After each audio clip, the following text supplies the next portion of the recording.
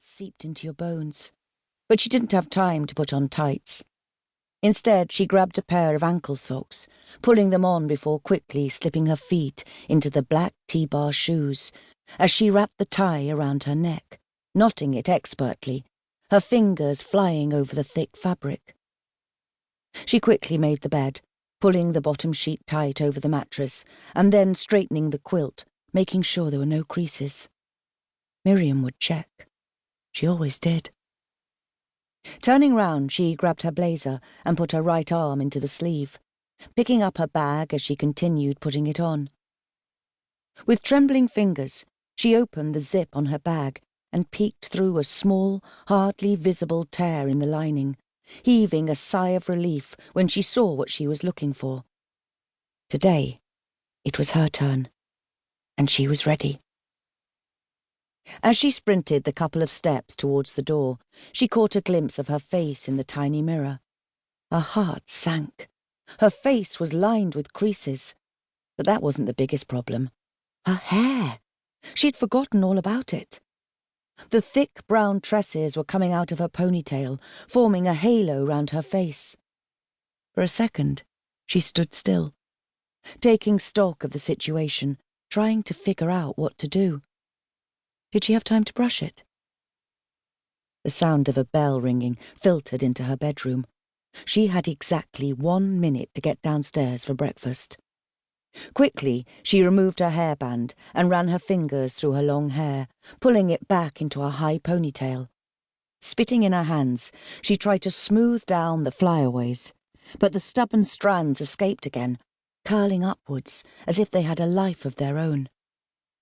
Shaking her head, she picked up her bag, slung it over her shoulder, and ran down the corridor. "You're late!" The words were spat at her the moment she walked into the kitchen, quashing any hope of going unnoticed. Bea stopped, her head bowed, looking straight down, trying to focus on the small hexagonal black and white tiles, her eyes following their geometric outline. "Look at me!" The voice sent shivers down Bea's spine. Her head was jolted upwards before she could move, pain spreading through her scalp as her ponytail was tugged ferociously down. Miriam's face was scrunched up, her eyes blazing angrily, her lips twisted in disgust. "Is this how you present yourself? Is this how you go to school?" Miriam screamed, her voice making Bea's ears ring.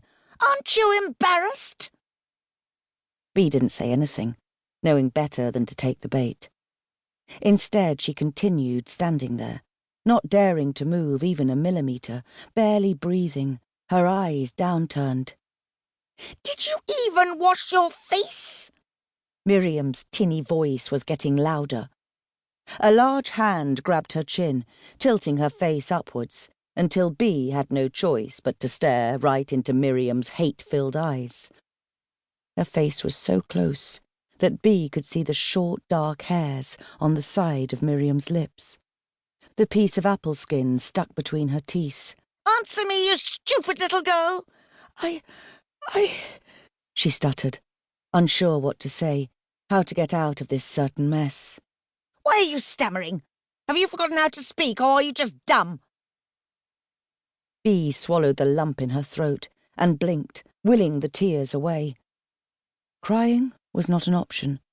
Nothing good would come out of that. It would only make matters worse.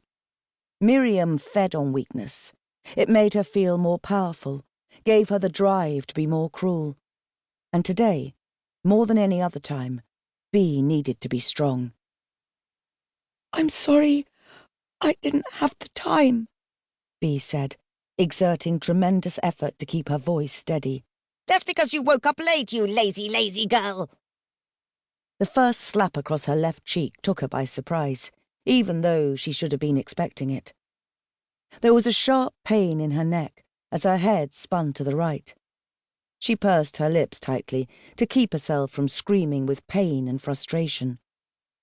Looking round, she saw the other children sitting at the table, their heads bowed, staring at their plates, their greyish-looking oatmeal untouched, going cold. Nobody was eating. Nobody dared to, even if they were starving.